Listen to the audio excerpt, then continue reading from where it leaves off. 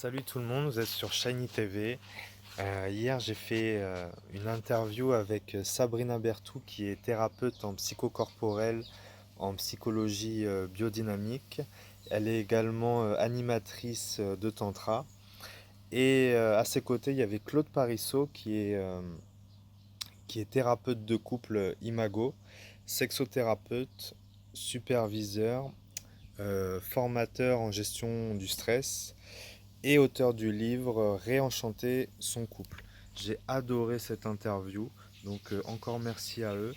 On a parlé donc du couple, comment améliorer les relations, euh, quelles sont les sources en fait de conflits et comment les éviter sainement.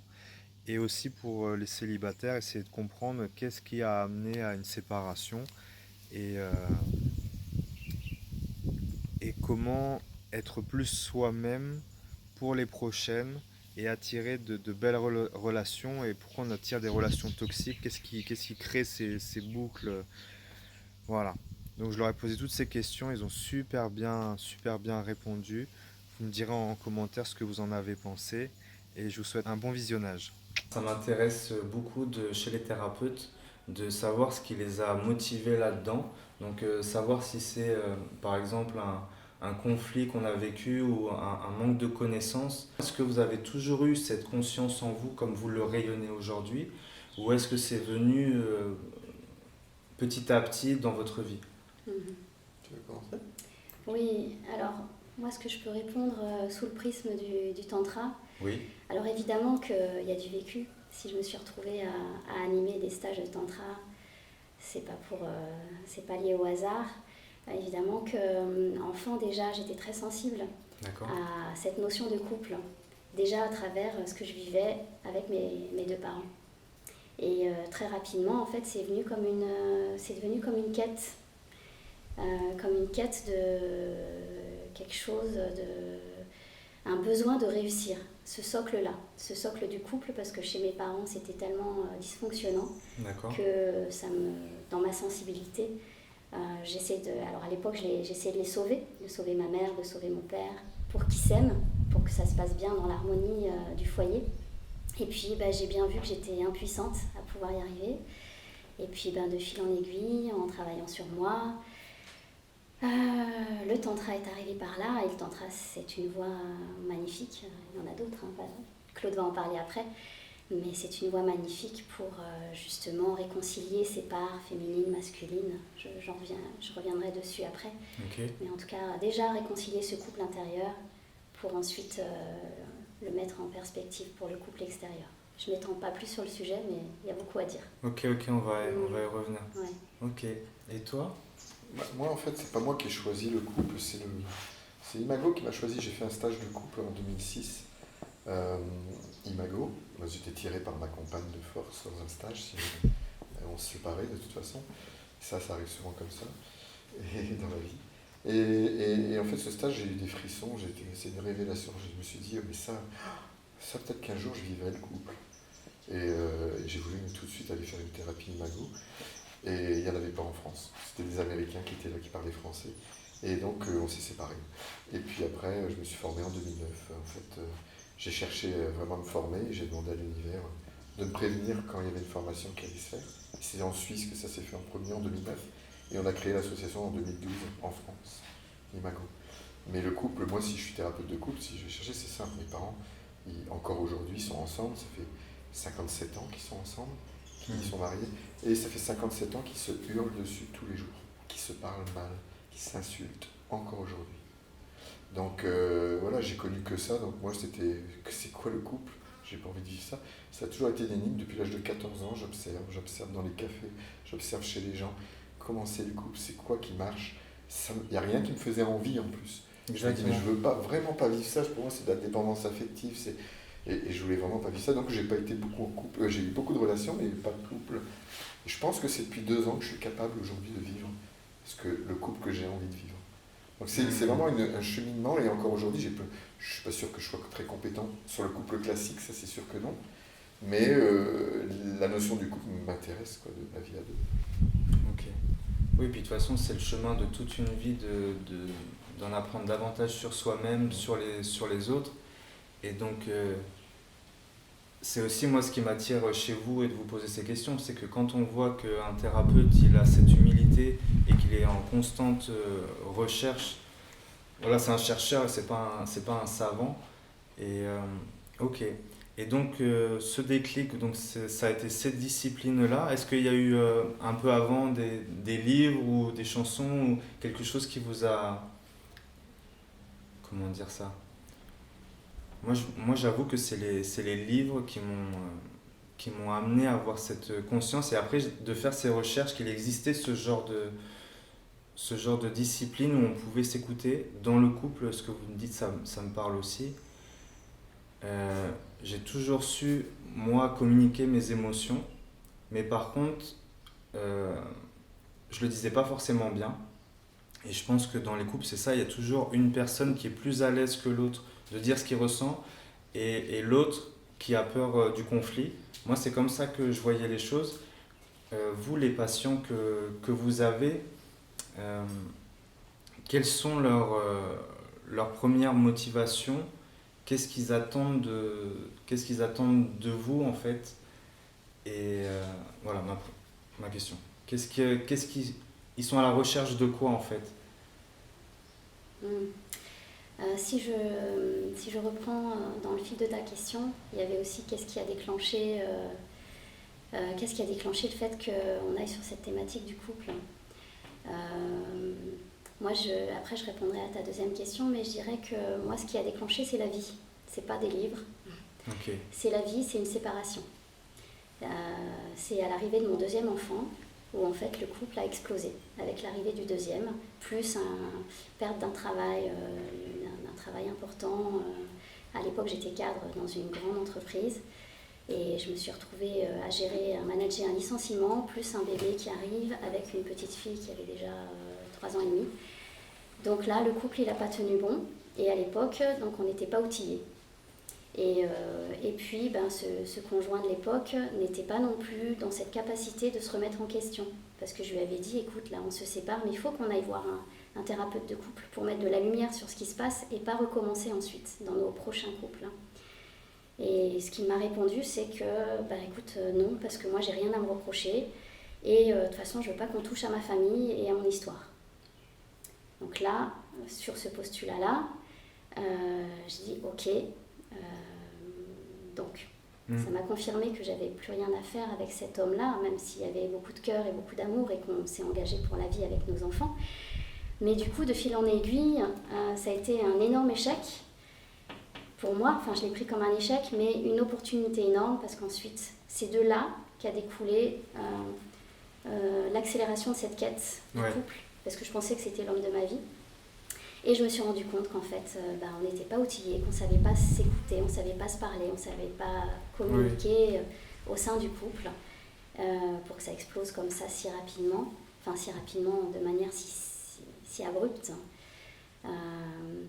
Et du coup, c'est là que la vie apporte ce qui a besoin d'être apporté. Et donc pour moi, ce que la vie m'a apporté, c'est la psychologie biodynamique à travers des stages où déjà on travaille beaucoup sur l'enfant intérieur et déjà comment l'enfant s'est vécu dans le couple à travers la relation à la mère, au père, puisque c'est comme ça qu'on apprend la relation en premier lieu. Et puis, et en parallèle, donc la psychologie biodynamique, et en parallèle le tantra. Ce sont deux voies qui sont arrivées en même temps. Le tantra qui là est vraiment une voie pour faire l'expérience à travers la matière, à travers le corporel, à travers l'énergie. Faire l'expérience de la rencontre avec l'autre pour justement et donc, comprendre. Tout ce que tu as appris là-dedans, en fait, ça vient d'un manque d'informations qu'on a quand on est petit. Tu parlais des parents aussi qui n'ont pas ces outils-là. On est tous à la recherche de méthodes pour aller mieux, mais qu'est-ce qui fait en nous qu'on attend un peu le dernier moment pour passer à l'acte de se prendre en... C'est toujours un traumatisme en fait qui fait qu'on va passer à l'acte, Et même des fois, on se laisse aller par le stress, les maladies, en fait. Et pourquoi on n'arrive pas à dire ce qu'on a au fond du cœur? Attends, parce que là, il faut d'abord que je revienne en arrière, parce que ça fait beaucoup de questions en même temps. Tu sais, si je reviens, parce que Sabrina a répondu, mais moi, si je reviens, c'est déjà cette question-là, oui, c'est une question que tout le monde se pose. Il y a peu de personnes qui se remettent en question parce qu'on a une éducation et on va dans le chemin qu'on nous trace. L'école nous formate et on est formaté. Et ce qui peut sortir du formatage, c'est des expériences de vie. Moi, c'était mon premier divorce. Premier divorce, je savais, et j'ai fait 2 divorces très rapidement, j'étais jeune. J'aurais pu faire ça toute ma vie, tous les 2 ans, changer et me marier, sans aucune conscience, j'avais aucune conscience, aucune empathie, puisque j'étais coupé de moi-même. Et le monde aujourd'hui est assez coupé, donc c'est pour ça qu'on fait des choses assez terribles. Et j'aurais pu faire ça toute ma vie. Sauf que j'avais une âme qui me disait, je ne peux pas faire ça tout le temps, j'ai été en thérapie. Puis en thérapie, j'ai essayé de changer et de devenir un meilleur partenaire. Tu vois, mais sinon, moi je connais personne qui fait, ou rarement, ou des fois il y a des gens qui ont des parents thérapeutes, donc ils sont baignés là-dedans et puis ils vont se connaître plus facilement. Moi je vois, j'ai des jeunes de 20 ans, ils ont fait que thérapeute. Hier il y avait une thérapeute avec nous, elle fait ça depuis tout le temps parce qu'elle a baigné dedans, puis elle a été à la rue très rapidement. Donc c'est des gens c'est la vie qui fait ça. Tu vois, on ne choisit pas intellectuellement. Tous les gens qui font psycho en fac, tu vois, une fac de psycho, ils croient tous qu'ils vont faire, je suis assez dur à dire, mais ils croient qu'ils vont faire leur propre psychothérapie. À la fac. Sauf qu'on est sur un banc d'école, on ne fait pas de la psychothérapie. Ils veulent comprendre pourquoi ils ne sont pas bien, mais ce n'est pas la fac qui va donner la réponse. C'est pour ça que c'est 2 métiers différents, psychologue et psychothérapeute. Et même psychanalyste ou psychiatre, c'est 4 métiers différents. Donc tu vois, c'est ça par rapport à ça. Moi par exemple, aussi c'est ça, c'est les divorces, c'est les échecs répétés qui font que j'avais pas envie. J'aurais pu continuer comme beaucoup, moi j'en vois plein qui font ça. Ils changent surtout les hommes, nous comme on ne sent pas beaucoup ce qui se passe à l'intérieur, les hommes ne savent pas rester seuls. Dès qu'ils se sont quittés, le lendemain ils peuvent être avec quelqu'un. Moi j'ai plein de copains, ils font ça, pour ne pas sentir le vide que ça crée, la séparation, la tristesse, pour ne pas sentir les émotions, parce qu'on ne nous a pas appris à sentir nos émotions, on nous a appris à faire, à être. Okay. Il y a plein de choses, donc on peut aller à plein d'endroits différents. Mais... Ok, donc c'est surtout quelque chose qui est à l'intérieur et le problème en fait n'est pas à l'extérieur, à aller le chercher chez les autres, mais du coup vous faites beaucoup d'ateliers, que ça soit là à La Réunion, surtout en métropole ou même au Canada. En fait, est-ce que c'est ça que le commencement dans vos ateliers, de ramener à soi et son ressenti plutôt que d'abord de communiquer entre les couples? Est-ce que vous parlez d'abord de ça? Quelle est votre méthode, ou quel est le premier outil que vous allez utiliser pour réveiller quelque chose chez les gens, pour leur faire comprendre que tout va émaner d'eux? Est-ce que j'ai bien formulé? Oui. Alors, on a deux angles différents d'approche entre Claude et moi. Ce que je peux dire à travers de l'expérience du tantra et de l'animation, c'est que en fait, le postulat de base, c'est déjà le cadre du tantra qui est respect de soi, avant tout, et respect de l'autre. Et dans le respect de soi, il y a l'écoute de soi. C'est-à-dire avant de faire quelque chose en interaction avec l'autre, qui peut être une méditation, qui peut être une danse, qui peut être un massage ou toute autre chose, c'est déjà, est-ce que c'est ok pour moi? Et déjà s'écouter, faire cette boucle intérieure. C'est-à-dire qu'on n'est plus à l'école pour faire plaisir au maître ou à la maîtresse, on est là pour soi. Et donc c'est vraiment ce qu'on apprend à travers l'expérience, parce que le tantra c'est un laboratoire d'expérience justement, où est-ce que c'est ok pour moi? Et donc on réapprend à s'écouter et aussi à accueillir. C'est-à-dire qu'ensuite quand il y a une interaction avec une autre personne, on apprend aussi à accueillir. Et ça, c'est des choses qu'on n'a pas forcément appris à l'école ou dans l'enfance, c'est-à-dire à sentir. Je viens te toucher là, il y a beaucoup cette notion du consentement dans le tantra. Ouais. Je te touche là, est-ce que c'est ok? Est-ce que c'est trop appuyé, pas assez? Est-ce que c'est juste pour toi? Et on apprend à dire et à se faire entendre aussi. Non, c'est pas tout à fait comme ça. C'est trop appuyé ou pas assez. Voilà. Okay. Il y a vraiment cette notion de justesse. Parce que le problème dans l'éducation, souvent les parents sont débordés par les rythmes du quotidien. Et donc ils ne sont pas dans l'écoute. Ils font ce qu'ils peuvent, mais Et du coup, on n'est pas, nous, en tant qu'enfants, on a tous été enfants, on n'est pas en contact avec nos besoins. Et on ne sait pas.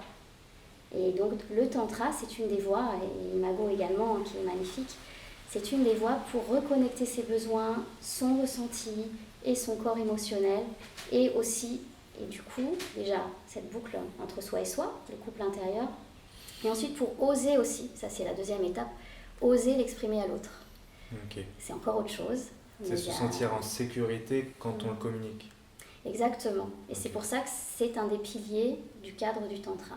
Le respect de soi et le respect de l'autre.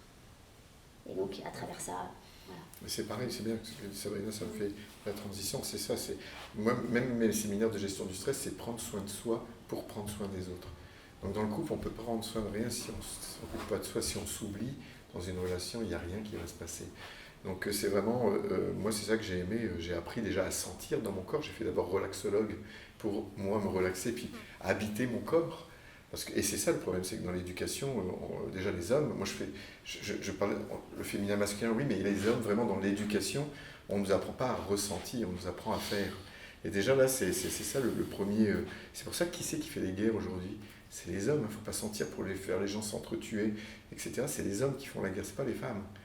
C'est déjà, et c'est ça que moi je trouve le désastre. Moi j'écris mon livre pour réveiller les hommes, par exemple, parce que je trouve que c'est vraiment les hommes qui sont en détresse. Je ne dis pas que les femmes sont exemples de tout.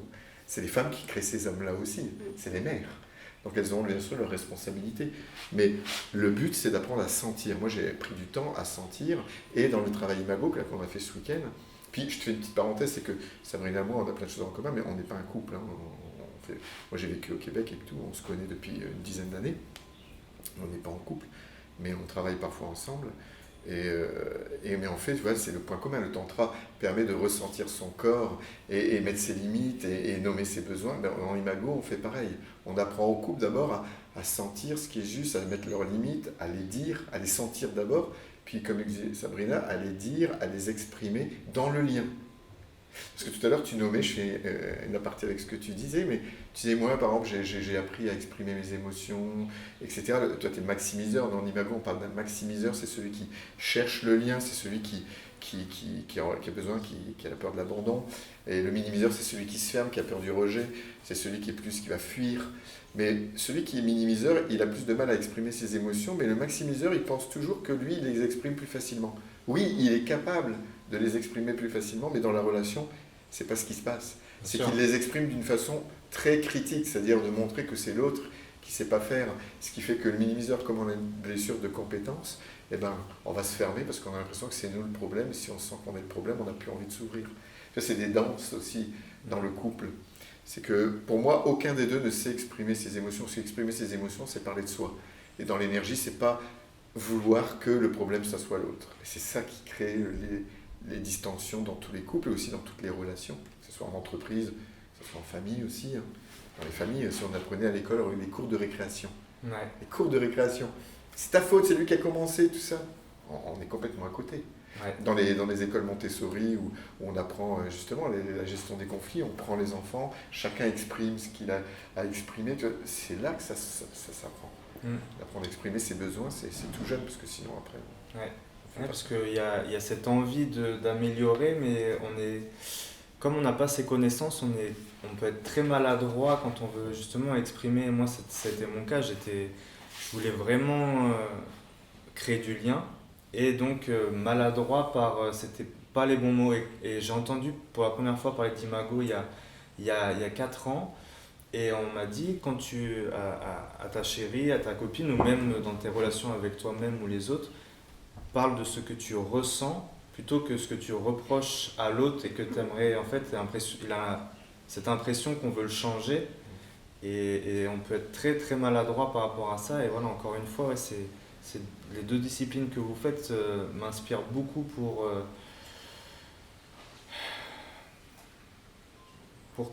créer du lien, mais que chacun reste à sa place, et que aussi on ne se sente pas happé par l'autre, ou que l'autre qu'on soit à la même hauteur et qu'on regarde dans la même direction, quoi. Ok, et donc là on parle du couple, mais aussi moi j'aimerais qu'on aborde le sujet justement quand on est célibataire, et qu'on se sent maladroit ou on a vécu plein de mauvaises expériences,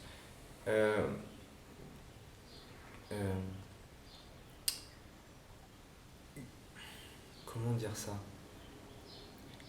Qu'est-ce qui en nous pourrait nous attirer ce qu'on a besoin? Donc on parlait déjà de ce qui est à l'intérieur de nous, c'est très important. Moi je vois ça comme on attire ce que l'on vibre. Donc si je vibre en moi plein de blessures, eh ben, je vais attirer des gens qui vont appuyer sur ces blessures. Donc moi ce que je conseille aux gens, c'est justement de travailler sur soi, d'avoir confiance. Mais pareil, des fois, pour moi ça a l'air simple, mais je me sens maladroit aussi quand je dis ça des fois aux gens. Quelle est votre approche pour parler du célibat et des mauvaises expériences et comment ne plus les renouveler dans la bonne fréquence? Alors moi, ce que je dirais, j'ai vécu des périodes de célibat et qui venaient toucher des process très intéressants en moi. Parce que ça venait toucher dans mon histoire la peur de l'abandon, la peur du vide, des choses, le fait de me retrouver seule un week-end sans enfant parce que c'est la garde alternée. Et donc de me retrouver seule avec moi-même, sans amour extérieur, ça a été une véritable initiation. Parce que du coup, ça m'a permis de traverser ces peurs-là qui sont en lien avec mon process. Chacun son process, hein, mais en tout cas avec mon histoire et mon process. Et donc j'ai profité de ces périodes de célibat.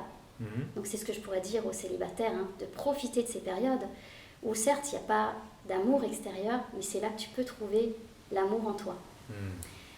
Alors, et je pense que là, c'est important d'être aidé. Moi, j'ai quasiment toujours été en thérapie, parce que pour moi, à mon sens, alors l'enfant ne sait pas demander de l'aide, et il n'a pas appris parce qu'il doit se démerder tout seul dans le système familial. Mais je pense que ça, c'est un truc qu'on a à transcender après quand on devient autonome, c'est d'être dans cette capacité de je demande de l'aide parce que je suis dans mon système et j'ai pas la vision extérieure. Donc de pouvoir avoir cette notion de caméra, de ok, je ne suis plus dans mon système, je me sors de là, et le tiers, le thérapeute, va pouvoir me donner cette vision-là et cet éclairage-là. Et donc pour revenir à ça, pour moi, les périodes de célibat, c'est vraiment des périodes magnifiques pour se faire aider, avoir un éclairage extérieur, aller rencontrer ses ombres, ses peurs, pour les retourner, pour les transformer et pour se préparer pour la suite. Et donc se préparer pour la suite, c'est-à-dire se consolider, comprendre son propre système et se rendre compte que c'est pas l'autre à travers le couple qui va venir nourrir mes névroses ou venir me guérir ou venir me sauver. Après, je fais un petit clin d'œil aussi, j'ai oublié son nom, mais j'aime beaucoup une personne assez connue en ce moment, qu'on entend beaucoup, son nom me reviendra tout à l'heure, et j'aime bien ce qu'il dit parce qu'il dit aussi que c'est aussi dans la relation, et c'est là que la force d'Imago intervient aussi parce qu'il y a des magnifiques outils, c'est aussi la relation de couple où quand on se branche dedans, quand on plonge, ça va être magnifique pour justement faire ce process aussi. Okay. Et peut-être que même ça peut accélérer ça. Donc je parle au travers Imago et au travers aussi de moi ce que je connais mieux qui est les stages de Tantra où là c'est un accélérateur de processus parce qu'on a tellement de miroirs face à soi dans une énergie et dans un cadre sécure qui fait que ça va beaucoup plus vite parce qu'on fait plein d'expériences et du coup on apprend plein de choses sur soi parce que tiens toi tu renvoies ça sur moi. Et ça me permet vraiment ensuite entre moi et moi d'évoluer, de processer dans ce cadre de sécurité du tantra et aussi d'une énorme bienveillance et vraiment il y a beaucoup d'amour et de bienveillance et de soutien que l'on retrouve comme je l'ai vu dans les stages Imago également. Parfait, ça me parle beaucoup. Ouais, et puis tu disais les célibataires, nous il y a des stages maintenant pour célibataires en Imago. D'accord. Et quand on fait un stage pour célibataire, c'est pour ceux qui se posent la question pourquoi j'arrive pas à rester en couple, moi je faisais partie de ceux-là, et pourquoi ça marche pas. Ça aide à comprendre chez soi, pas chez l'autre. Comme tu disais, on rencontre, si moi je ne m'aime pas, je vais rencontrer quelqu'un, ou si je me critique, je vais rencontrer quelqu'un qui va me critiquer. À partir du moment où je m'accepte comme je suis, je vais rencontrer comme par hasard d'autres processus. Donc les stages de célibataire, c'est pour voir quel partenaire je suis, quel partenaire j'ai envie d'être. C'est avant tout ça, c'est de prendre soin de soi. Et Sabrina parle d'amour de soi, c'est vrai que de rester un peu célibataire, ça permet, mais la pandémie a été, pour beaucoup de gens, on a entendu énormément de gens qui ont trouvé que c'était super d'être seul, c'était super d'avoir du temps pour soi et qui ont adoré, qui ont kiffé d'être seul. Moi, je fais partie de celles-là. Bon, moi, j'ai écrit mon livre, 1 heure par jour, mais qu'1 heure. Mais quand je parle d'amour de soi, j'en parle dans mon livre, pour moi, l'amour de soi, ça a été de devenir un bon compagnon pour moi. C'est-à-dire, tous les jours, je me levais à 3h du matin, j'écrivais, c'est comme ça, je ne me mettais pas de réveil, j'écrivais 1 heure, 1 heure et demie. Après, je faisais du yoga, je faisais des exercices de respiration, je me faisais des petits repas, j'allais marcher au Québec, il faisait -30, c'était plein hiver, donc là, je marche qu'1 heure par jour maximum. Mais tout ça, je me faisais une petite série sympa, mes journées, elles passaient à une vitesse, c'était que du bon. Et de voir que j'aimais bien être avec moi, il y a quelque chose en moi où j'ai guéri de cette dépendance affective, que mon bonheur doit dépendre de l'autre. Ce qui fait que le fait d'être bien seul aujourd'hui, j'ai appelé à l'univers je préfère être seul que mal accompagné, et que si je suis en couple, c'est vraiment pour vivre ce que j'ai envie de vivre dans le couple. Ouais. Et donc je préfère être seul et de demander à l'univers, comme par hasard, je rencontre ça il n'y a pas si longtemps que ça, et j'ai vraiment une relation interdépendante, où je me sens bien quand je suis seul, elle aussi, je suis bien quand je suis avec elle. C'est ça que je cherche depuis des années. Je ne dis pas qu'on y arrive facilement. Je donne mon exemple, moi j'ai fait 26 ans de thérapie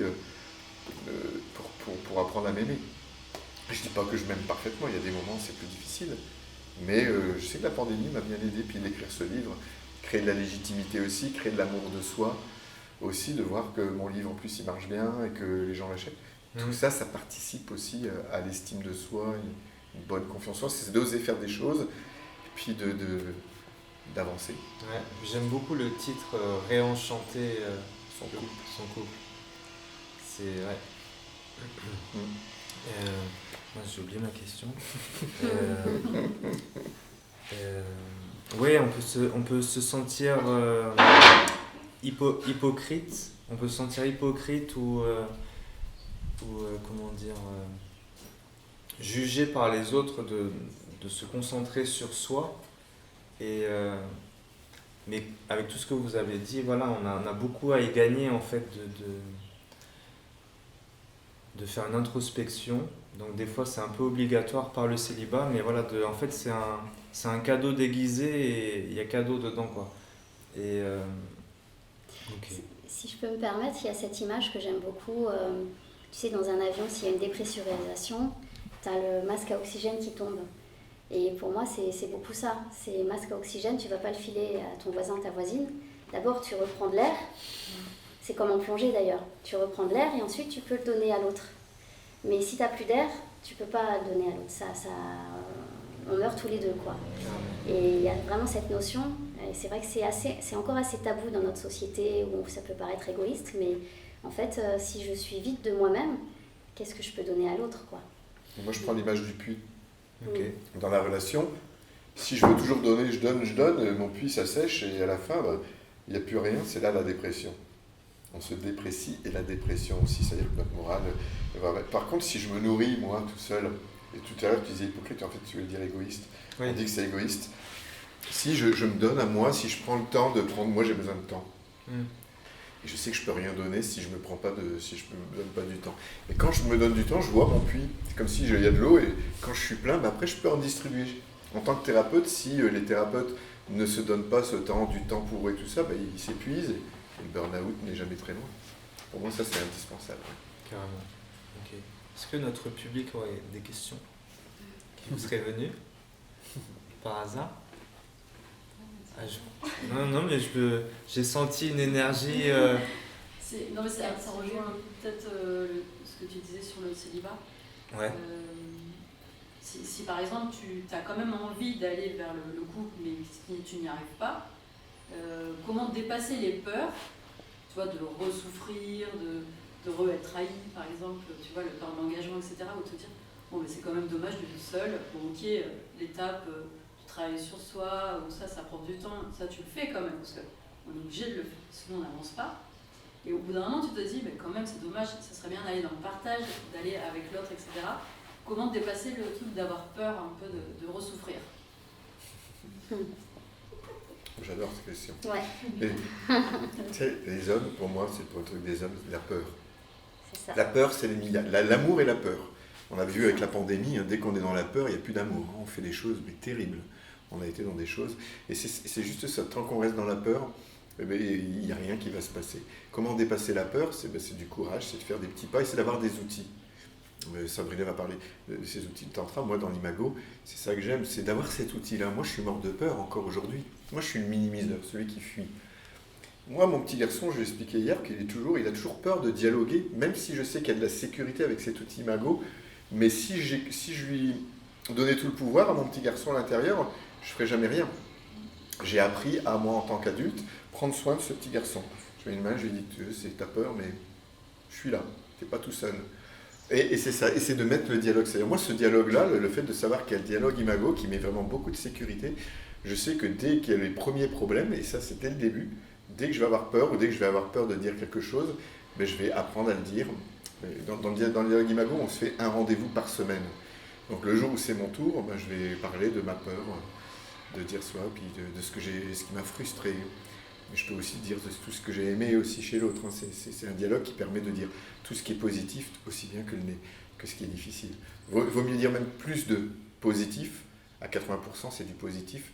Et si on parle beaucoup du positif, ben, notre cerveau là, qui réagit, notre amygdale là, qui déconnecte ce cerveau intelligent, il va moins déconnecter notre cerveau intelligent et il va y avoir moins de peur.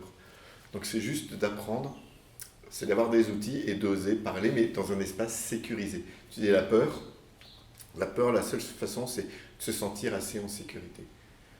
Et si tu ne te sens pas en sécurité, c'est là que ça a besoin d'outils, d'être accompagné. Même dès le début, dès qu'on est au début de relation, vivons ce qu'on a à vivre, tant que ça se passe bien. Ça se passe bien, il ne faut pas se prendre la tête. Pour moi, ne nous prenons pas la tête si tout se passe bien. Mais dès qu'il y a des premiers conflits, soit, dans mon livre, je donne plein d'outils pour cela, là ça marche bien, soit on va avoir un thérapeute qui va nous accompagner. Soit on va faire un stage si c'est un problème au niveau de la sexualité ou on a peur à cet endroit-là. On va faire un stage par exemple de tantra, on va avoir un sexologue ou alors faire un stage de tantra avec son partenaire. Il y a plein d'outils. Je sais pas ce que... Oui, et sachant que le tantra, il n'y a pas que la notion de sexualité, oui. C'est aussi la notion de relation sous toutes ses formes. Justement, enfin, si on arrive au tantra, Osho, qui est un maître qui a introduit le tantra, qui a favorisé le tantra, le néo-tantra en fait, c'est le tantra qu'on connaît en Occident, il disait beaucoup que la peur est l'opposé de l'amour et que en fait l'amour on le trouve en traversant ses peurs. Et donc c'est vrai que dans un stage de tantra, dans un stage de tantra il n'y a pas que des couples, ça dépend des formes, des formats, des stages, il peut y avoir que des couples ou sinon un mix couple célibataire et ça matche très bien. Et en fait, le cadre, encore une fois, le tantra, il y a un cadre vraiment sécure et qui permet dans cette sécurité-là de pouvoir aller traverser ses ombres et ses peurs pour y puiser en fait l'amour, y puiser le sens qu'il y a derrière, le sens caché. Beaucoup disent que le tantra n'est pas forcément une thérapie. Moi, j'ai quand même l'impression que, après ça dépend peut-être des animateurs, peut-être que Yamapat aussi, l'animatrice, est thérapeute, mais en fait, pour moi, le tantra est un accélérateur de processus qui permet, en étant bien accompagné et soutenu, de traverser donc des peurs. Pour donc un célibataire qui vient dans un stage de tantra, ouais. Il ne va pas ressortir en couple, bien sûr, c'est pas l'objet, mais il va plutôt ressortir en couple de lui-même. Ouais, c'est ce que je peux dire, parce qu'il va traverser des peurs autour ça peut être des peurs, des projections autour effectivement de la sexualité, de l'amour. On parle beaucoup les hommes, le chemin qu'ils ont beaucoup à faire dans le tantra, c'est d'aller du sexe et de le relier au cœur et à plus grand que soi. Les femmes, c'est souvent le chemin inverse. On a souvent le cœur grand ouvert, prêt à se sacrifier. Enfin, c'est quelque chose d'un peu simplifié, mais souvent notre chemin, c'est plutôt de descendre du cœur vers le sexe. Donc on a deux chemins inverses, qu'on soit homme ou femme, on a souvent des chemins inverses à faire et ça permet de faire la boucle dans un sens ou dans l'autre. Et donc, pour revenir à cette notion de peur, ouais, il y a dans le tantra, on trouve aussi des outils expérientiels et relationnels qui sont beaucoup basés sur le vivant, sur ce qui va se passer par rapport aux histoires mutuelles de chacun.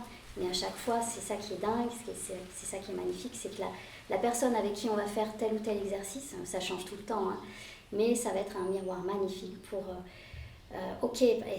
notamment, je m'appuie sur un exemple et qui m'est arrivé à moi, hein, c'était mon premier stage de tantra.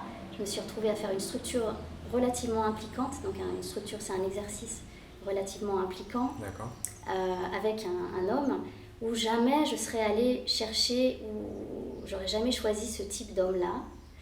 Et du coup, je me suis retrouvée face à des peurs très fortes.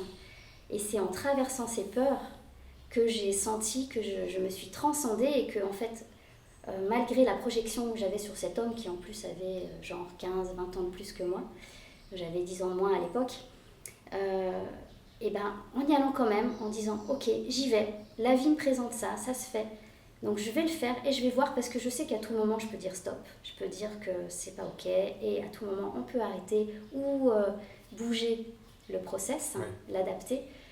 Et ben j'ai plongé dans mes peurs et j'ai trouvé en fait quelque part quelque chose que je ne connaissais pas de moi grâce à cet homme. Et au-delà de ce que je voyais, en fait, j'ai découvert aussi la pépite derrière cet homme-là, au travers de ma propre projection, à travers ce qui s'est passé dans le process.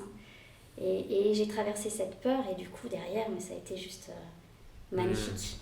Les pépites, je pourrais dire que, en fait, pour être plus concrète, je me suis sentie vue, reconnue dans la beauté de la femme que je sens beaucoup plus, mais à l'époque je me sentais pas femme, je me sentais pas belle, et voilà, dans le sens de confiance en moi, de confortation, d'ancrage. Voilà. Et cet exercice-là, avec un homme où j'aurais plutôt été dans d'autres zones de confort, donc avec un homme où j'aurais jamais fait ça, c'est des choses assez simples, hein, mais du coup ça m'a donné l'ancrage, la sécurité, la confiance, et ça a nourri la femme. Voilà. Et depuis ta vie, du coup, comment dire, comme tu as changé de fréquence et d'énergie, tout autour de toi, on a l'impression que c'est un nouveau monde qui est autour de nous, on est beaucoup plus sensible à tout ça. Est-ce que tu voulais rebondir aussi sur ce qu'elle venait de dire ? Non, juste une chose, c'est que moi, en tout cas de mon point de vue, j'ai fait pas mal de tantra, c'est pas bien sûr une thérapie, c'est pas de la psychothérapie, mais c'est très thérapeutique. C'est ça le truc. C'est que c'est très thérapeutique dans le sens où ça vient vraiment, ça peut venir, j'ai envie de dire ça peut venir, tout dépend, comme disait Sabrina, de l'encadrant. Moi, il y a beaucoup de charlots, j'ai envie de dire, de gens pas du tout compétents et qui sont pas structurés, et les gens viennent, c'est des gens qui ont vécu des problèmes d'abus, et ils vont se faire réabuser parce qu'il n'y a pas de cadre assez sécurisant. Et il n'y en a pas beaucoup qui mettent. Moi, je n'ai pas fait de stage avec Sabrina, mais je pense qu'elle est très sensible au cadre. Donc voilà, je pense que c'est ça que les participants apprécient dans ces stages. Parce que sans ça, moi j'irai pas. C'est vraiment, moi sur ma chaîne YouTube, c'est vraiment, je mets l'accent là-dessus. Que c'est la personne avant la discipline, et après j'adore aussi parler de... Parce qu'en fait il y a plein d'outils différents, il en existe énormément. Et pour moi ce qui compte, c'est trouver ce qui est bon pour nous avec le cadre. Il y a des gens, ça va être plus scientifique, ou d'autres plus spirituels, d'autres ils sont pas contre l'un ou l'autre, c'est juste que ce soit accessible, et c'est pas si compliqué que ça. Moi j'aimerais que, là vous avez fait un stage de 3 jours, vous m'avez dit tout à l'heure en arrivant, en 24 heures, les gens changent de visage, et justement sans qu'ils sont dans l'instant présent. Est-ce que, sans dire des noms ou quoi, raconter peut-être une anecdote ou deux à ce sujet qui vous a marqué ? Est-ce que vous avez... Je vais mettre sur mes réseaux sociaux, il y aura une petite vidéo d'un couple qui a témoigné Et il y a deux couples sur les 5 qui vont témoigner. Il y en a qui peuvent pas parce qu'ils sont des figures publiques sur la Réunion.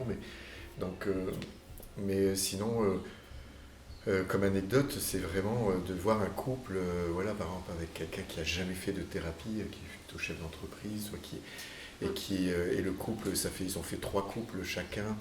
Et ça fait 10 ans qu'ils sont ensemble, ils ont eu plusieurs couples et on le voit, ils n'étaient pas capables de se regarder. Et il y en a un qui critiquait et l'autre qui fuyait. Bon, c'était assez. Et on se disait, tu vois, il y a des fois, je dis, bon, on va pas chercher à aller trop loin. Je veux dire, c'est déjà bien qu'ils soient là. Moi, des fois, il n'y a pas à en faire plus. Chacun doit aller à son rythme. Donc, c'est juste mettre les bras. Puis il baignait tellement une atmosphère de vulnérabilité, mais les gens parlaient chacun de leur vulnérabilité, parce qu'il y a une confiance qui se fait. Tout le monde voit, dans les stages de couple, on voit qu'on a tous les mêmes problèmes, mais tous, moi y compris, Sabrina y compris. Et donc de se partager, il y a quelque chose qui s'ouvre, et de voir les autres s'ouvrir. Cet homme-là, en une journée et demie, il m'a dit, c'est la première fois de ma vie que je parle comme ça. Il a dit, première fois que je parle de moi, même ma femme m'a jamais entendu parler de moi. Et elle était aux petits oignons, elle était là, elle dit mais j'apprends plus. Et même des gens qui sont dans le développement personnel, qui font des stages de tantra qui étaient là, et ils disaient mais c'est la première fois que j'entends mon partenaire, ça fait 2 ans qu'on est ensemble, mais ça fait la première fois, j'entends ce que j'ai envie d'entendre depuis longtemps. Alors après ça c'est encore une autre dynamique, mais c'est vraiment incroyable. En 24 heures, c'était parce qu'ils sont arrivés le matin à 9h, c'était le lendemain midi, donc c'était une journée de 3 heures. C'est ça. Génial. Et les stages de 3 jours d'Imago, c'est 4 jours que je fais en métropole et 3 jours ici. C'est systématiquement ça qui se passe. J'ai pas eu un seul stage sur les 50aines de stages que j'ai fait où c'est pas ça. Donc je veux dire, c'est pas moi qui ai créé le stage, donc c'est facile pour moi d'en parler. Après c'est ma patte. Et puis là j'étais bien assisté avec Sabrina. Mais c'est vraiment l'outil qui fait ça. Il y a quelque chose. Après c'est comment on l'incarne aussi en tant qu'animateur. Moi ça m'a sauvé la vie. Je suis un passionné, je donne tout. Les gens le voient, je m'économise pas. Mais c'est vraiment incroyable de voir les gens arriver comme ça, puis de repartir comme ça, avec des outils concrets et aussi des outils pour que ça soit durable. Oui, soit autonome. Oui, autonome, le but c'est ça. Alors après, ceux qui ont des grosses difficultés, on leur dit, si vous n'allez pas voir un thérapeute, dans 3 semaines, vous retournez au même endroit. Si vous faites des dialogues 1 fois par semaine, vous allez pouvoir vraiment continuer à cheminer ensemble. Oui, vous responsabilisez aussi les gens. Je ne sais pas si tu as une anecdote oui, moi ce que je compléterais par rapport à ce que dit Claude, c'est qu'il y a aussi cette force du groupe. Il le dit à travers, ça filtre à travers ce que dit Claude. Il y a la force du groupe. Là c'était un stage couple, Imago. Moi pour ma pratique à travers les stages de tantra en métropole, il y a cette force du groupe. Vraiment, il y a comme un égrégore qui se crée. Et c'est très beau d'ailleurs, souvent le premier cercle d'introduction, de bienvenue, on sent les personnes qui, comme disait Claude, qui sont un peu comme ça, qui ne savent pas trop où ils mettent les pieds. Même pour ceux qui ont déjà fait du tantra, il y a toujours l'inconnu qui fait peur. Et puis en général, il faut, au bout d'une demi-journée, ça switch en fait. Et ça, je pense que c'est l'effet du groupe. Évidemment qu'il y a le cadre de bienveillance, de sécurité assuré par les animateurs. Mais il y a aussi quelque chose qui fait que ça switch, ça lâche. Et c'est là que en fait, le travail peut vraiment commencer en profondeur, au-delà même. J'ai vu au travers du stage de Claude, que proposait Claude là, Imago, il y a des choses qui se passent aussi en toile de fond. D'accord. Dans les pauses. Dans les pauses, dans les connexions entre les participants, dans la connexion même avec soi. Qu'est-ce que je pourrais donner comme exemple? Il y en a tellement, mais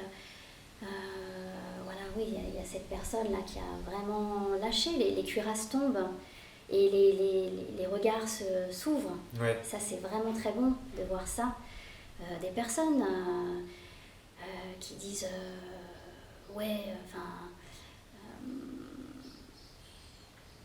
il y a des personnes des fois qui me disent moi ce qui me fait peur c'est le groupe, j'ai pas envie d'y aller parce que ça met en insécurité, et puis en fait qui repart du stage en me disant mais heureusement qu'il y a le groupe, parce que en fait c'est quelque chose qui est comme une planche de surf, quoi, comme une vague de surf, ça porte. Ok. Voilà, je pourrais, ce que je pourrais compléter par rapport à... Parfait, j'adore.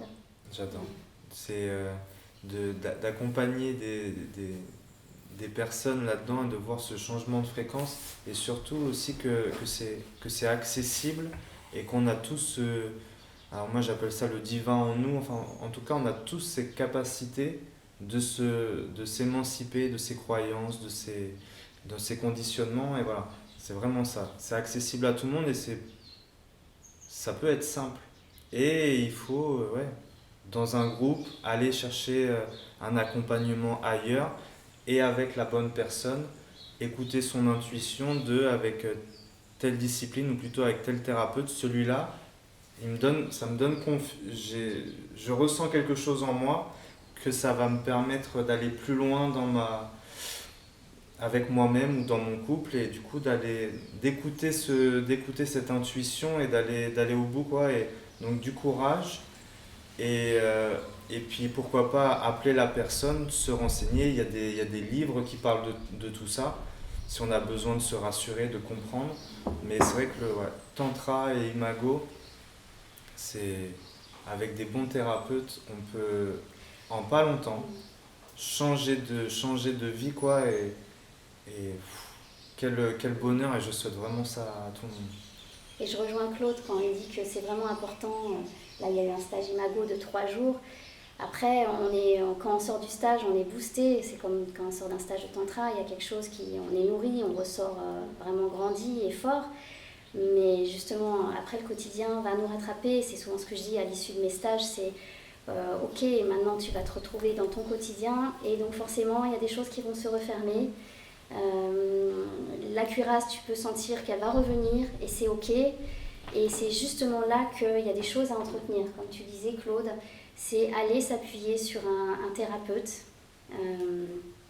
quel que soit thérapeute de couple aussi, parce que là, c'était dans ce cas-là, dans le cadre du process du couple. Mais pour les stages de tantra, c'est aussi pour un process de cheminement personnel. Le tantra met le doigt souvent sur, ça peut être des abus, ça peut être des blessures d'enfants, ça peut être toutes sortes de blessures. Mais le tantra va révéler ça si c'est mûr, bien sûr. Il y a des personnes qui peuvent traverser un stage et vivre ça dans leur propre process. Chacun à son niveau. Mais en tout cas, ça soulève des choses de son propre process, et c'est important du coup d'aller s'appuyer sur un thérapeute à l'extérieur pour justement rebondir là-dessus et continuer son chemin de transformation. Eddy, elle disait, Eddy Schleifer, c'est celle qui était venue en France, l'américaine, qui est une des précurseurs d'Imago. Elle était thérapeute, elle a dit, moi pendant longtemps j'étais thérapeute en individuel, mais depuis que je suis thérapeute de couple, je prends que des couples parce que ça va 20 fois plus vite. Je pense vraiment parce que les blessures dans la relation, mais dans le tantra aussi, c'est des blessures relationnelles, souvent elles sont issues de blessures de l'intime. Oui. Dans notre relation avec nos parents, enfants, c'est une blessure de l'intime, c'est dans une autre blessure intime, une autre relation intime qu'on répare ça. Et pour moi, c'est vrai que c'est plus dur, hein, parce que quand moi tout seul, c'est facile la vie. Bien sûr. Ah, la vie, je vais où je veux, dès qu'il y a quelque chose que je veux pas, hop, là, moi je suis un poisson, en plus, c'est d'une simplicité. Par contre, en couple, ben là, tu es face à la personne, elle est un miroir devant toi, tu peux pas le casser, le miroir, il est là. Et pour moi, quand on a le courage de le faire en couple, si les deux sont volontaires, c'est gagné d'avance. Moi, quand les couples viennent, ils me disent que tous les deux jouent avec l'homme, si l'homme, je dis l'homme, parce que c'est malheureusement souvent ça. Des fois, c'est inversé. Hein. Bien sûr, dans 10% des cas. Dans 10-20% des cas, c'est inversé. Mais quand il y en a un qui vient juste pour faire plaisir à l'autre, que ce soit Imago, n'importe quoi, ça ne marchera pas. Pour moi, c'est vraiment important d'y aller pour soi. Même si des fois, on peut le faire pour le plaisir pour l'autre, mais dès qu'on se met en dialogue, les personnes sont tellement en sécurité qu'elles s'ouvrent. Même celles qui n'avaient pas envie de venir. Oui. C'est ça que je trouve ça chouette. Et puis on peut venir avant qu'il y ait un problème aussi déjà. C'est idéal. C'est de faire ça en amont et... Ouais. Qui va dépenser de l'argent en amont? C'est ça, les gens qui vont bien, ils n'ont pas envie de prendre le risque que ça n'aille pas bien, ça va bien. Tu sais, il faut déjà avoir de la conscience. Ça demande de la conscience de savoir que la période romantique, c'est pas l'amour. La période du début, ça n'a rien à voir, c'est du sentiment amoureux, mais l'amour commence quand justement nos hormones ne font plus effet à l'intérieur et qu'on commence à se frotter. Là, c'est l'amour qui s'invite. Mais si on n'a pas les outils, au lieu de s'inviter, l'amour il s'éloigne. Pour trouver quelque chose à y gagner, moi personnellement, pour être honnête, le tantra, ce qui m'a finalement touché un peu mon ego ou quoi que ce soit, c'est qu'en fait, dans les rapports sexuels, je pouvais avoir une meilleure connexion avec ma partenaire. Donc, moi, c'est vrai que c'est ça qui m'a créé un déclic chez moi. Et en lisant des livres et en discutant avec des gens là-dedans, c'était beaucoup plus profond que ça. Mais ça a été, moi, ma porte d'entrée. Et c'est ce que, du coup, j'ai expérimenté dans les outils qu'on m'a donné de ressentir, de ce que tu disais, le cœur et ressentir avec son bas-ventre et pendant l'acte. Et du coup, mais j'ai senti que mon corps, et c'était pas juste la matière, c'était, je le sentais à 3-4 mètres autour de moi, et que la personne c'était pareil. Et donc, on a quelque chose à y gagner avant que justement ça soit trop tard. Et en plus de ça, on fait ça pour soi ou pour son couple, mais aussi dans nos relations professionnelles, ça nous aide dans notre quotidien et dans l'éducation avec les enfants. C'était le début de l'interview, on parle des parents. Moi aussi j'avais ce truc je voulais sauver mes parents, et encore une fois j'étais maladroit, tellement maladroit dans mon discours, je blâmais les autres plutôt que de les écouter et de comprendre ce qu'il y avait en eux, et qu'en plus de ça, moi avec ma famille, justement j'avais un peu les mêmes schémas, et ma peur c'était de reproduire la même chose que mes parents, et vu que c'est une peur, finalement on reproduit, et que dès qu'on transcende cette peur, en fait, on pardonne tellement facilement à ses parents, on voit que c'était d'eux-mêmes avec leurs parents, donc en fait c'est son arbre généalogique qu'on pardonne, et du coup, waouh, pareil, on sent quelque chose qui est libéré des boulets en moins. Donc ouais, est-ce que vous voulez rebondir là-dessus ? Peut-être sur la sexualité, sur ce que tu parles de cette problématique de sexualité. C'est important que je précise, dans un stage au tantra, il n'y a pas de sexe, il n'y a pas de pénétration. Mais par contre, ce qui est magnifique à voir, c'est qu'à travers toutes les propositions d'exercices, qui sont souvent des exercices de retour au corps, de retour à remettre en circulation l'énergie dans le corps. Et donc évidemment, on travaille sur les différents chakras, notamment les chakras premier et deuxième chakra, qui sont les chakras sexuels et de l'enracinement. Et on remet en circulation l'énergie dans nos bassins, parce que je parle au nom des femmes, enfin beaucoup de femmes, même pour les hommes aussi, il y a tellement d'abus dans les histoires familiales, transgénérationnelles, et aussi pour certaines dans nos propres chairs, que le fait de remettre en circulation tout ça, cette énergie, de refaire circuler, d'aller à l'extérieur guérir nos traumas, et puis aussi de redonner la place au corps qui a tellement peu de place actuellement en Occident. Eh bien, il se trouve, et je l'ai vu pour moi, et je le vois pour les participants de mes stages, ça devient une famille ensuite, une sorte de grande famille tantrique. La sexualité change, même si on ne travaille pas ça directement, parce qu'encore une fois, il n'y a pas de rapport sexuel dans un stage tantra. Mais ce qui est magnifique, c'est que à l'extérieur, la sexualité change. C'est beau. La sexualité et aussi la communication.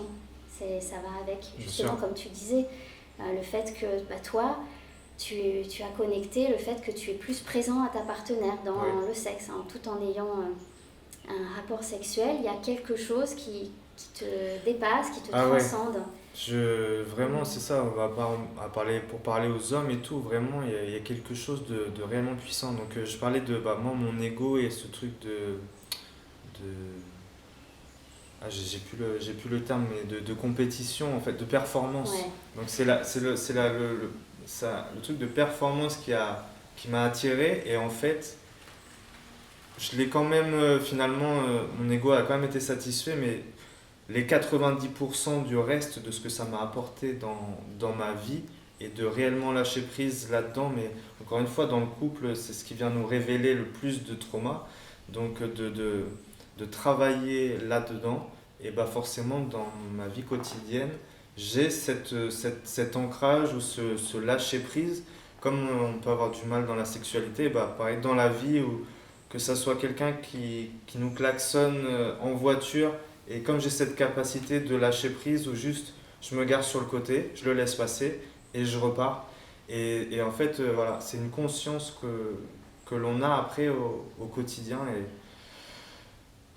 c'est ce que je souhaite à tout le monde, quoi. Est-ce que vous voulez rajouter quelque chose de cet échange qu'on n'aurait pas parlé, ou une question à vous qui vous serez venu, peut-être? Juste un truc sur la sexualité. Oui. L'année prochaine, je vais venir faire des stages justement sexualité, tu vois, aussi, et mago, mélanger les deux. Parce que dans la relation, c'est ça, c'est à la fois en parler, c'est important parce que beaucoup ne parlent pas de leur sexualité, ils parlent en général, mais très peu de gens parlent de ce qu'ils ont envie, leurs désirs, leurs peurs. C'est un sujet assez tabou même dans les couples encore aujourd'hui. Parce que dès qu'il n'y a plus de sécurité, c'est ce sujet-là qui va... Parce qu'il y a, derrière, il y a la peur de la castration, c'est ce sujet-là qui va sauter. C'est pour ça que je vais venir faire ici à La Réunion un premier stage sexualité et couple, même si j'ai des stages tantra, mais moi c'est encore un peu différent, pour justement apprendre à la fois à faire des dialogues sur la sexualité en sécurité, et aussi une partie, c'est pour ça que je cherche un lieu avec 10 chambres, 8-10 chambres, où les couples vont pouvoir aller dans les chambres, faire des exercices issus et du tantra, et du slow sex, et de Barry Long, et de plein de gens qui ont beaucoup exploré là-dessus, et puis moi, de ma formation de sexothérapeute, et de mon expérience, et ça c'est magique de pouvoir faire les deux. Parce que chez l'homme, c'est plus facile de s'exprimer avec son corps, la femme elle a besoin aussi de communiquer, et là les deux se rejoignent. Il y a un livre qui s'appelle Cœur et sexe, enfin réconciliés. C'est un ami au Québec qui a écrit ce livre-là, Jean-Philippe Ruette. C'est tellement beau, les femmes l'achètent beaucoup, et c'est vrai que moi j'invite les hommes à le lire parce que c'est très poétique, et c'est un homme qui en parle de comment il est parlé d'une sexualité mécanique, où lui il fallait faire 2 fois l'amour par jour au moins, et sa femme ça l'a épuisé, on les avait séparés. Et c'est en lisant tous ces ouvrages, eux ils ont fait, c'est la lecture qui les a ouverts, et ils ont fait beaucoup de pratiques pour eux. C'est assez magnifique leur parcours. Et donc je pense que c'est vraiment un chemin de croissance, la sexualité, un chemin de croissance et de croissance spirituelle, j'ai envie de dire aussi. Ok, ça donne envie. Je vais l'acheter. C'est bon? Ok. Et ben, je voudrais vraiment du fond du cœur vous remercier pour cet échange. Je pense que ça va intéresser pas mal de monde, et c'était fluide, même si je m'étais mis un peu la pression au début. Mais c'est le jeu. Tout est parfait. Et, merci à toi. Grand merci. Où est-ce qu'on peut vous retrouver sur des réseaux sociaux, site internet, ou si les gens en fait veulent approfondir et aller voir ce que vous faites, où est-ce qu'ils peuvent vous retrouver? Alors, déjà aller sur mon site internet, sabrinabertou.com. Ok. J'anime, alors il est en refonte, là aujourd'hui on est en février 2023. Il est en refonte, mais il va sortir en mars. Ok. Donc j'anime régulièrement des stages au Hameau de l'Étoile, qui est un lieu de développement personnel très très beau au sud de la France, vers Montpellier. Ok. Où il y a aussi pas mal d'autres stages de tantra, donc c'est un lieu avec des belles vibrations. Donc j'anime régulièrement, et là je vais lancer un cycle à la rentrée de stages de tantra. Ok. Et un stage d'été au mois d'août déjà qui est calé, mi-août. Et puis donc ça, ce sont des stages mixtes pour couple et non couple. Je mixte les deux. Et puis j'anime en parallèle là en ce moment des stages femmes, du tantra femmes, dans un autre lieu qui est dans le Luberon, au sud-est de la France, donc du tantra femme, où là on va plus précisément dans les réparations transgénérationnelles, sexuelles, d'abus, etc. Et du féminin, travail sur le féminin sacré. Parfait, mettre de la lumière là-dedans. Ouais, beaucoup de lumière, il y a besoin. Lumière sur les ombres. Carrément. Moi, la classe au succès du livre, on tape mon nom. Puis Ouais. Carrément, c'est ce que j'ai fait hier soir. Voilà. Claude Parizeau, parce que j'ai plein de trucs, les gens qui vont écouter, ils vont oublier. Il y a Claude Parizeau Imago sur Facebook, j'ai ma chaîne YouTube, j'ai Claude Parizeau officiel sur Instagram, j'ai quelqu'un qui s'occupe de ma com, parce que je n'aime pas trop faire ça, et ça prend beaucoup d'énergie. Donc voilà, puis j'ai un site aussi, Terraneo, c'est une plateforme pas vraiment un site, j'ai pas développé vraiment beaucoup sur Internet parce que c'est au bouche-à-oreille. Moi, j'aime bien que les gens viennent au bouche-à-oreille. Je fais beaucoup de stages, je fais un stage par mois en moyenne maintenant de couple Imago, de 4 jours, partout en métropole. Je vais en faire l'année prochaine beaucoup ici, j'en fais au Québec, je vais en faire en Martinique, je vais aller aussi à d'autres endroits. Génial. Donc voilà, moi j'aime bien faire des stages aujourd'hui. Je le dis, j'accompagne plus ou très peu de couples parce que j'ai pas le temps. Mais par contre, j'ai des bonnes adresses, donc on peut me contacter pour donner des adresses pour des gens qui accompagnent à distance. Parce qu'aujourd'hui, il n'y a pas encore de thérapeute de couple à La Réunion, il va y en avoir une l'année prochaine. Mais voilà. Ok. Oui, bah moi aussi, ça m'intéresse. Oui, je vais former là, mais c'est déjà le 24 et 25, je forme. Je vais faire les 2 premiers jours de la formation de thérapeute Imago et ou facilitateur Imago, c'est pour tous les autres métiers autres que thérapeute. Donc n'importe qui peut venir, du moment qu'il y a aussi une sensibilité dans la relation d'aide. Ça peut être médecin, ça peut être éducateur, ça peut être gérant d'entreprise, ça peut être plein de choses. Ok. Pour les familles. Ben, je vous remercie et puis à bientôt sur les... Je sais pas comment dire. Sur les réseaux, Sur la Réunion. Ça faisait un petit peu trop sur la cliché. trame. Mais ouais, vraiment merci quoi. Merci à toi Parfait, pour ton Merci accueil. pour ton accueil. Ouais. Et merci à Aurélie pour cet endroit et la nouvelle Magnifique. collection, je mettrai en lien. Merci d'avoir regardé la vidéo. Si vous avez des questions, notez-les en commentaire ou des suggestions. Je vous invite à regarder les autres interviews que j'ai faites, que ça soit sur l'EFT, la trame, la sonothérapie et plein d'autres, pour que vous trouviez ce qui vous parle le plus pour vous libérer et être autonome. Voilà. Et aussi, n'hésitez pas à me demander qu'est-ce que vous aimeriez que j'aborde comme sujet sur la chaîne. Voilà, donc encore merci à eux d'avoir pris du temps pour expliquer ce qu'ils faisaient. Voilà, parce que ça reste une chaîne amateur, donc quel bonheur d'avoir des gens comme eux qui parlent du couple, des relations. J'ai vraiment adoré, je les remercie beaucoup pour cette énergie qui dégage et tous ces super conseils là en même pas une heure, tous les conseils, cette sagesse et de montrer aussi avec humilité qu'on est tous pareils et c'est accessible à tout le monde en fait de se libérer et de pouvoir être mieux avec soi et les autres et de plus être dans le conflit, de l'ascenseur émotionnel, c'est accessible quoi, c'est simple et c'est une question d'envie, il faut un petit peu de courage mais quel bonheur de pouvoir accueillir les aléas du quotidien en douceur, sans haine, sans colère et juste simplicité. Pour ça, il faut des outils, il faut être un petit peu rigoureux, mais c'est accessible et voilà. J'espère que ça vous a parlé. Dites-moi si ça vous a inspiré et je vous souhaite une bonne journée ou une bonne soirée et lumière sur vous et à bientôt pour d'autres vidéos. Tchuss!